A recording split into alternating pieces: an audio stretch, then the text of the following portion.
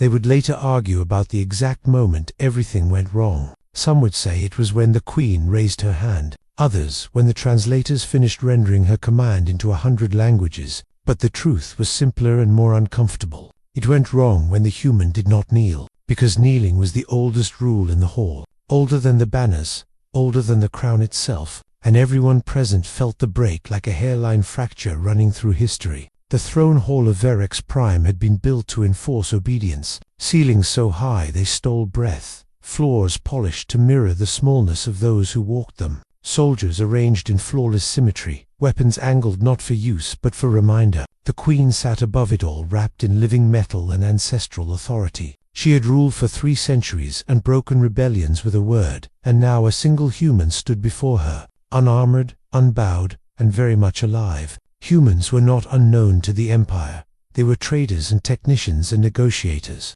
clever mammals with short lifespans and loud histories, useful and occasionally irritating, never dangerous alone. The Council had advised tolerance, the Queen had permitted presence, until border incidents multiplied and whispers of resistance traced back to human influence, and so she summoned one, not a general or diplomat, but a citizen, an example. He had walked into the hall escorted by soldiers who expected fear, his hands empty, his expression unreadable in the way predators often are when they choose stillness. The court chroniclers noted his name and lineage and found nothing of interest. No noble blood, no military record worth the ink, just a background of work and movement and survival. The Queen smiled then, because she understood symbols too. She accused his species of interference, of undermining imperial stability, of teaching subject worlds the dangerous idea that obedience was optional. The charges echoed through the hall, amplified by architecture and tradition. The human listened without interruption.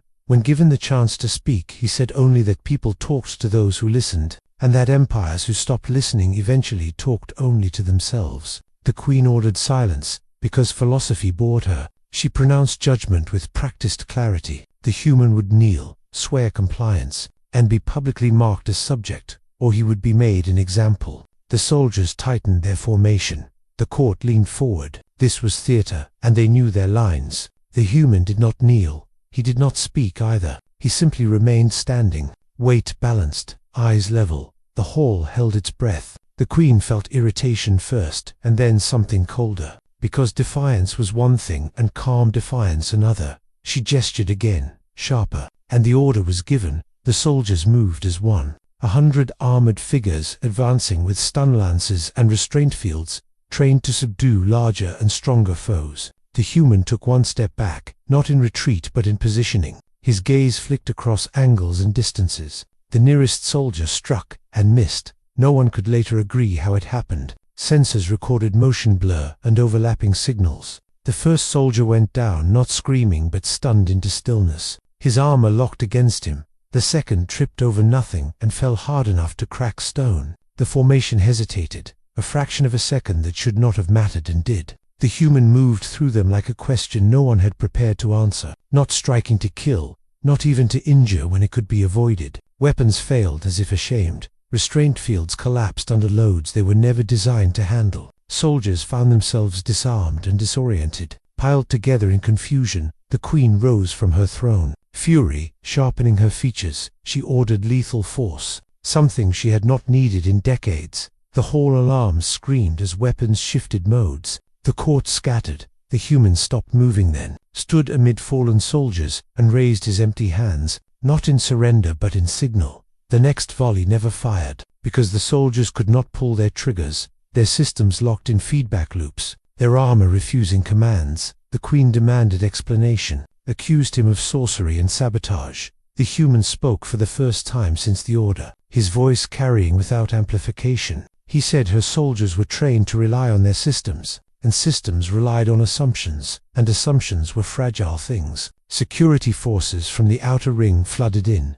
heavier units with overlapping redundancies. The Queen ordered them forward too, pride leaving her no other choice. The human exhaled slowly, as if disappointed, and stepped forward to meet them. What followed was not a battle in the story's sense. It was endurance. The human was struck again and again, thrown across the hall, crushed beneath restraint fields that flickered and failed. He bled. The court saw that and clung to it. proof of mortality, proof that this would end. But he stood again every time, slower now, breathing harder, still standing. Minutes stretched, the soldiers exhausted themselves against him, weapons overheated, power cells drained, protocols conflicted. The human adapted, shifting tactics, conserving motion, turning the hall itself into cover and leverage. He was not winning, he was surviving, and that was worse. The Queen felt the first edge of fear then, not of him alone, but of what he represented. A being who did not need to dominate to defy, who did not need victory to break narrative. She realized too late that killing him publicly would not restore order. It would fracture it. Martyrdom was a language empires rarely survived. She called a halt, her voice cutting through chaos. The soldiers froze where they stood, some mid-strike, some sprawled. The human remained upright at the center of the hall, blood on the floor beneath him, eyes still level. The silence that followed was absolute. The Queen descended from her throne, each step deliberate. She stood before him at last, close enough to see the strain in his posture. She asked him why he had not knelt, why he had chosen this end. He answered quietly that he had not chosen an end, he had chosen a line, and that once crossed it could not be uncrossed. He said humans learned that early, or did not last long. Around them the Empire watched, soldiers, nobles, subjects across 1,000 systems, seeing a human still standing where obedience had always been absolute. And somewhere deep in the imperial psyche something shifted, not broken yet, but cracked. And the Queen knew, with a certainty that tasted like ash, that even if the human died tomorrow, the order she had just given would echo far longer than her reign. The Queen returned to her throne after the human had been left standing, alone amid disarmed soldiers, her mind a storm of calculations and instincts. She had ruled for centuries, commanded obedience with words and deeds, crushed rebellions before they could be named, and yet this one being had undone a formation meant to terrify entire worlds. She felt the old certainty fray, a creeping awareness that some rules did not apply outside expectation. Advisors crowded around her, murmuring in dozens of languages, each report more disturbing than the last. Sensors and tactical overlays confirmed what everyone had seen. Soldiers immobilized by their own systems, weapons locked against operators. The human's path had not been predicted. The pattern did not fit models, and yet it had happened. Every algorithm that claimed to predict behavior had failed. The Queen ordered analysis, forensic review of weapons, armor, training, everything.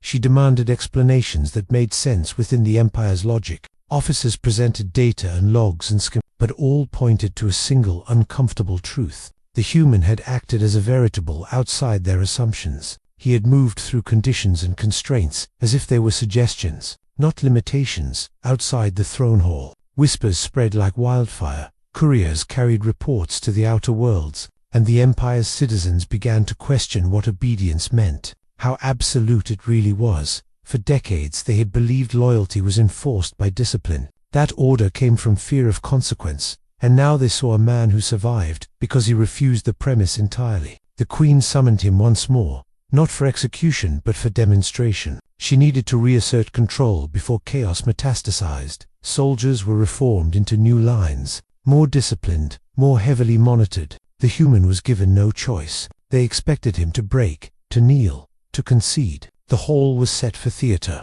and the galaxy was watching. He entered calmly, scanning angles, distances, not in fear but in calculation. The Queen spoke first, declaring his defiance a direct insult, commanding him to submit. The soldiers advanced in unison, shields raised, stun fields active, this time augmented with predictive algorithms designed to anticipate movement. The human waited, his posture unchanging, his eyes level. The first strike was delivered with precision, targeting neural inhibitors in the armor suits, designed to incapacitate, and yet he absorbed it, staggered, adjusted, shifted, and the effect rebounded on the operators. Systems overloaded, shields collapsed, soldiers fell in controlled chaos, each sequence documented by the court, each failure amplifying the fear among watchers. The human moved, not aggressively, not with intent to harm, but to evade and endure. His body a lesson in balance and anticipation, each step calculated,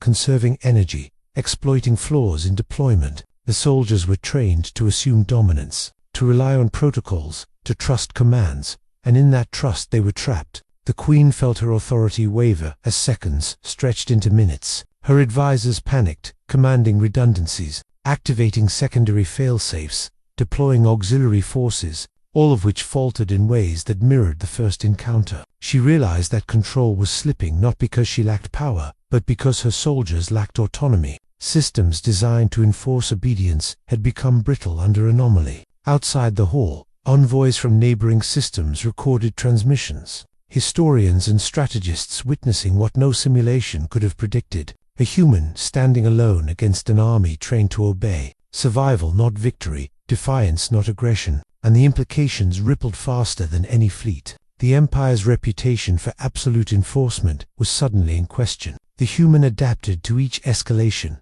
not with raw strength but with calculation, using motion and environment, the placement of soldiers, the reflections of polished floors, angles of attack, to turn strength into vulnerability. Every intervention avoided unnecessary harm, every strike a demonstration of endurance. The soldiers grew frustrated, systems conflicted, morale waned. The Queen attempted a personal intervention, stepping from the dais herself, the ceremonial crown weighing her forward. Her presence meant to restore order through awe alone. She addressed him directly, demanding submission, questioning his audacity, asserting centuries of rule. The human did not kneel, he did not flinch. He merely regarded her, measured, calm, as if acknowledging the enormity without fear. Advisors suggested escalation, lethal measures, chemical overrides, gravitational restraints, all designed to overpower human limits. She hesitated, realizing that the display of power might become its own undoing.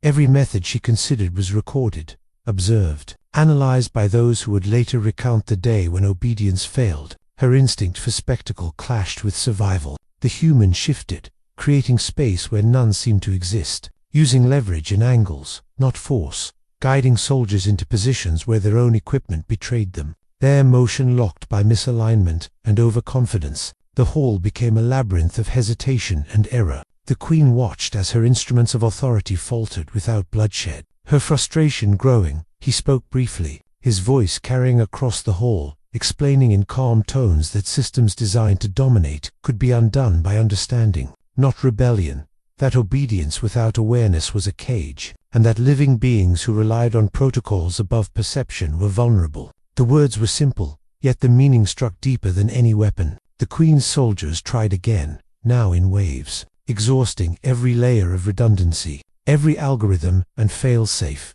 yet the human endured, redirecting, evading, absorbing, his stamina and focus unyielding. Observers noted that no one had ever moved through such force without sustaining catastrophic injury, yet he remained, teaching through survival alone. Hours passed, the hall echoing with the collapse of protocol and expectation, silence punctuated by controlled shouts, alarms, and the occasional collapse of armor. The human was exhausted, bloodied, but still upright, still breathing, still unbowed. The Queen felt a shift in perception, the realization that survival had become a form of power, more destabilizing than death or obedience. The Queen called for cessation, halting all forward motion, her voice ringing. The soldiers froze mid-step, mid-swing. The human remained in place, chest heaving, eyes level. The first pause in decades of absolute order, silence filling the throne hall, not empty, but charged, heavy with recognition of limits, of anomalies,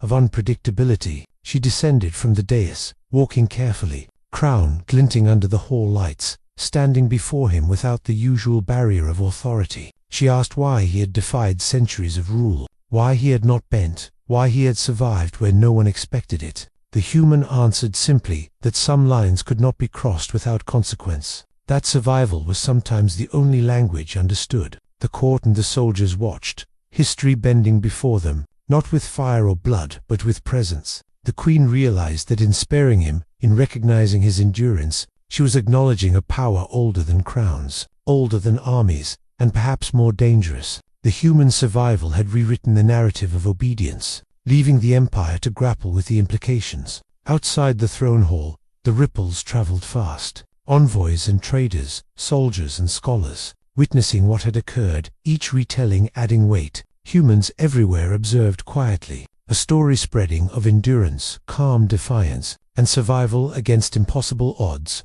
The Queen understood that a single act of survival could inspire as much fear as conquest. She returned to her throne, quieter now, advisors uneasy, soldiers wary, the hall itself seeming to contract in recognition of the anomaly within. The human remained at the center, breathing, calm, alive, a living lesson that power need not be absolute to be profound, that defiance need not be violent to be remembered. And the Empire, for the first time in centuries, felt the fragility of certainty. The ripple from that day did not fade quietly. The human had survived, yes, but survival had consequences, and the Empire was unaccustomed to consequences without explanation. Couriers carried fragmented recordings to every colony, every garrison, every allied system, and the story grew in the telling, each observer highlighting different details, some emphasizing endurance, others noting calm, others marveling that a single human had disrupted centuries of training. The Queen convened an emergency council. Advisors from across her dominion crowded into the marble chambers, screens and projections flickering with real-time analysis. The soldiers who had failed were present too, armored bodies still tense, systems offline and repaired only in part. The Queen's voice carried through the room, demanding explanation, accountability, and a solution. The human was summoned, not as defendant but as witness. He entered calmly, scanning the hall with the precision of someone calculating distance, angles, probability, not for fear but for assessment. The council spoke in turn, questioning strategy, technique, intent, trying to frame the extraordinary within known parameters. The human responded with calm observation, noting patterns of failure, systemic assumptions, the reliance on protocol over perception. And slowly the council began to grasp what they had witnessed. Outside the capital, news spread faster than couriers could run, social networks of the Empire lighting up with speculation, gossip, analysis, and outrage. Humans everywhere began to be regarded with new caution, old prejudices clashing with evidence. Traders debated whether the species was to be feared. Envoys wondered if treaties required revision. Soldiers wondered if obedience was optional. The Queen issued a statement, carefully worded, praising restraint, highlighting the failure of systems rather than individuals, attempting to reassert authority without denying reality. The human was referenced indirectly as a variable that had exposed gaps. Not a hero, but the phrasing failed. Observers read between lines, and the narrative of defiance began to take hold. The human moved next to neutralize the ongoing tension. He was not allowed to be a passive actor. The Empire's stability required engagement, but engagement through subtlety rather than force. He proposed workshops with soldiers, teaching them awareness and adaptability, not arrogance and rote obedience. He met resistance from traditionalists, advisors who believed obedience was sacred, but persistence wore them down. Training sessions were strange and frustrating at first. Soldiers unlearning instincts drilled into them for decades, their reflexes and assumptions clashing with new methods. The human demonstrated patience, using examples of angles, leverage, energy conservation, reading opponents and environment. Soldiers fell, stumbled, adjusted, learned slowly, humiliation mixed with comprehension. The council noted progress with unease. Meanwhile, the Queen faced political pressure from factions who considered her hesitation a weakness. The neighboring systems had sent envoys questioning authority, some suggesting human interference undermined imperial sovereignty. Rumors of rebellion and intrigue spread like wildfire. She had to act decisively without repeating her previous mistake.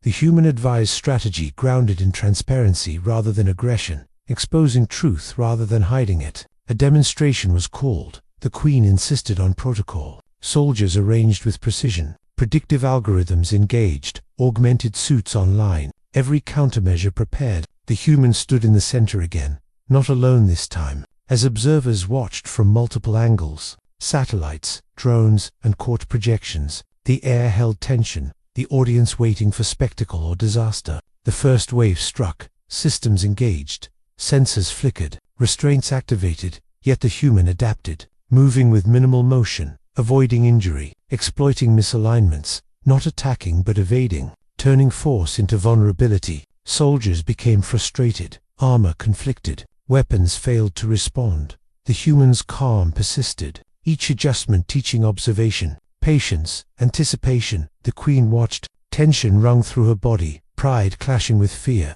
Authority measured in centuries pressed against the undeniable lesson before her. Advisors whispered urgently, suggesting escalation. Chemical overrides, system hacks, but the human anticipated patterns, distributing attention, predicting adaptation, turning interference into opportunity, each attempt at control faltering. Outside observers recorded the unfolding with fascination and alarm, analysts noting every tactic, historians contextualizing defiance within millennia of imperial obedience, envoys taking detailed notes, emissaries debating implications, the ripple effect spreading across the empire, citizens reconsidering obedience, loyalty, and authority, the humans standing as proof that structure could be challenged without destruction. Hours passed, soldiers tiring, their systems faltering under the stress of unpredictability, the human sustaining himself through calculated movement, conserving energy, exploiting environmental advantages, the hall itself becoming a participant.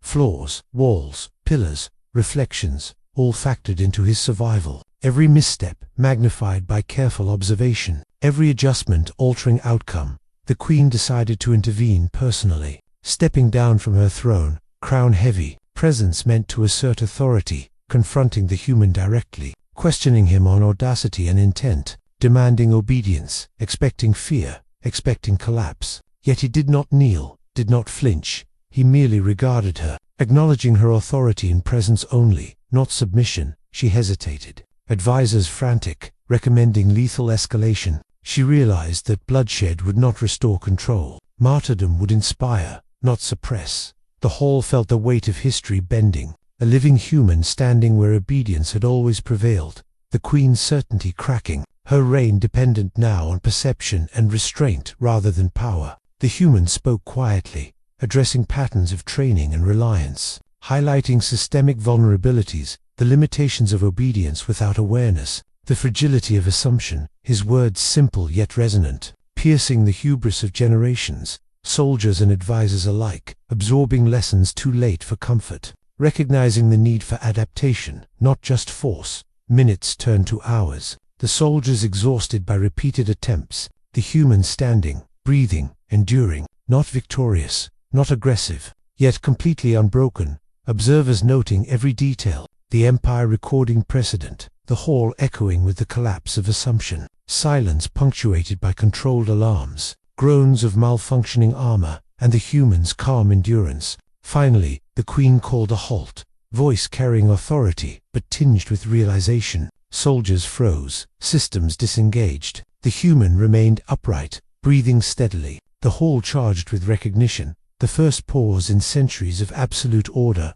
silence heavy with understanding that survival had become a lesson more potent than obedience. The queen descended, crowned catching light, standing before him without barrier, asking why he had not bent, why he had chosen defiance, why he had survived against impossible odds. He replied simply that some lines cannot be crossed without consequence, that survival is sometimes the only language understood, and that presence can teach more than death or domination. The empire watched, history bending, the soldiers silent, the court stunned, the humans' endurance reshaping their narrative of obedience, the queen acknowledging the power of survival over authority, and the ripple outward, envoys and traders, citizens and scholars, all observing that a single human could disrupt assumptions and inspire reflection. The lesson was clear: obedience enforced without perception was fragile, authority dependent on assumptions could fracture, survival could redefine power, and even centuries of rule could be challenged not by force but by endurance, awareness, and calm. The human standing at the center of the hall, alive and unbowed, became the story that would echo for generations. The aftermath of the throne hall incident stretched far beyond the capital. The human's survival had sent ripples through the empire that could not be contained. Governors and generals debated strategy in hushed tones, envoys carried reports to neighboring systems, and scholars tried to frame the event in history books and lessons for children. Yet every account struggled to capture the simplicity and complexity of what had occurred. A single human standing where obedience had always prevailed. The queen convened councils with increasing frequency, not to assert dominance but to understand implications. Advisors argued endlessly about precedent and deterrence, some advocating swift punishment, others urging reflection, while the human moved quietly through the empire, teaching observation, adaptability, and anticipation. The soldiers who had once failed now learning to move beyond rigid protocol.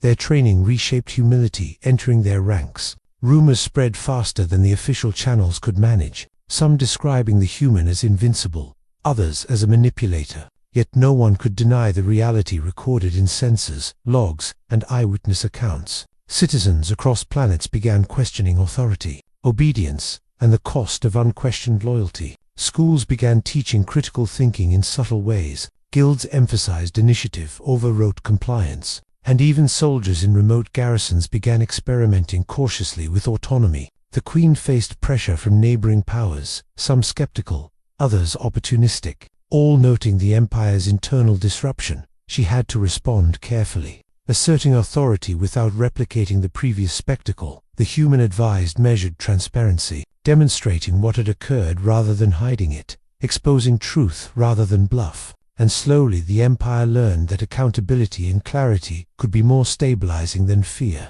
A summit was called in the capital. Representatives from multiple systems, allied and neutral, arriving to witness and negotiate a framework for interstellar engagement. Security forces maintained order, but the human's influence was clear. He was not an observer but a mediator, teaching patience, understanding, and measured response. Soldiers participated not as tools of domination, but as learners, absorbing lessons of adaptation and observation. The summit was tense, old grudges simmered, rival factions tested boundaries, and the human moved among them with calm focus, listening more than speaking, demonstrating patience as a weapon more subtle than firepower. He guided discussions, pointing out weaknesses and assumptions, revealing vulnerabilities in rigid strategy, yet doing so without condescension. Allowing the Empire to save face while adjusting expectations. The Queen found herself observing him more than commanding him, noting how his presence reshaped negotiations,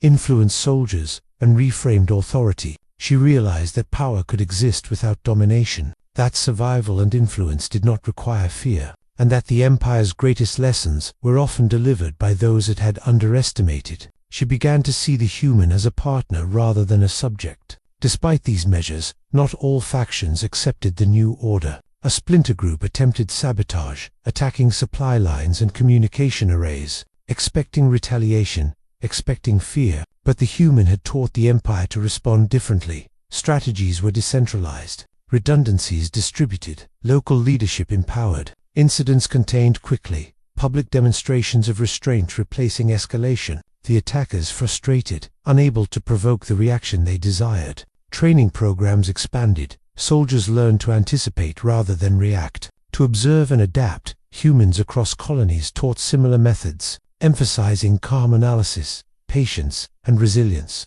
The human-guided instructors, refining lessons, sharing techniques that combined instinct and observation, teaching that endurance could shape outcomes more reliably than aggression. Mistakes were permitted, but corrected with transparency. Trust slowly rebuilding across ranks. Meanwhile, the Queen faced persistent political pressure, neighboring systems issuing veiled threats, questioning authority, human intervention, and the Empire's ability to maintain control. She responded through measured diplomacy, leveraging the human's strategies of transparency and demonstration, allowing scrutiny while maintaining internal stability, showing that resilience and accountability were stronger than intimidation. Allies and rivals alike, noting the shift, a series of controlled demonstrations were arranged. Exercises where soldiers confronted scenarios designed to test decision-making under uncertainty. The human oversaw without interference, allowing observation to teach lessons. Soldiers made errors, adapted, improved, and the process became normalized. Curiosity replacing fear, confidence tempered by humility, the Empire adjusting culturally as well as militarily. The human himself became less central in public perception, deliberately stepping back to allow systems and soldiers to internalize lessons, his presence no longer a spectacle but a facilitator. He advised the Queen and councils privately, reinforcing frameworks of observation, adaptability, and patience, ensuring the Empire could maintain stability without reliance on a single individual, allowing the lessons of the Throne Hall incident to take root across generations. Years passed, the Empire transformed subtly, obedience without perception reduced, autonomy encouraged within frameworks. Soldiers trained to balance loyalty with initiative, citizens educated to question constructively, alliances strengthened through transparency and cooperation rather than fear, human influence respected and studied, no longer as an anomaly but as a model for resilient engagement. The Queen reflected on her reign, recognizing that power was not merely command, but stewardship, that authority was strongest when exercised with understanding and observation, that the lessons taught by a single human's survival had far-reaching implications, changing not just military tactics, but cultural expectations, governance, and diplomacy. The throne became a place of deliberation and guidance rather than spectacle. The human continued to teach, moving between capitals, garrisons, and colonies, refining techniques of observation, endurance, and adaptability. His impact rippling through generations, soldiers learning not just to obey, but to survive intelligently, citizens observing that calm defiance could reshape systems without violence, and the empire gradually internalizing the lesson that resilience, awareness, and patience were more powerful than fear. In quiet moments, the Queen and the human would meet privately, discussing strategy, philosophy, and observation, sharing reflections on authority, obedience,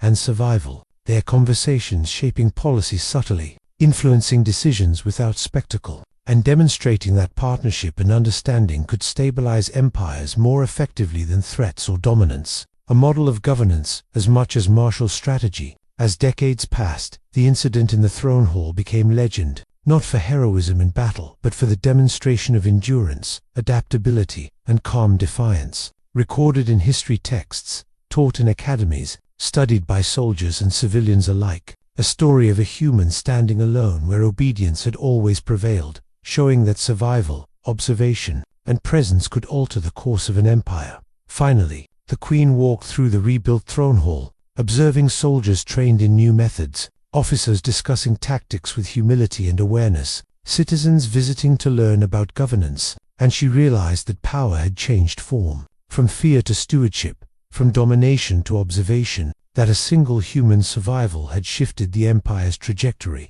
and that lessons of endurance and defiance would echo long after her reign. She paused at the center where the human had first stood, imagining the chaos and calm coexisting, understanding the fragility of certainty, and the strength and perseverance, acknowledging that survival, adaptation, and observation were forces stronger than any army or crown, and that the empire, forever changed, would carry these lessons forward, not as myth, but as practice, shaping the future of generations. The human joined her there, silent and calm, presence alone speaking volumes, no words needed. The Queen nodded in acknowledgement, together observing the empire they had helped guide, understanding that power could exist without fear, that obedience could be tempered with awareness, that survival was sometimes the greatest lesson of all, and that even a single human, standing where none should, could change the course of history.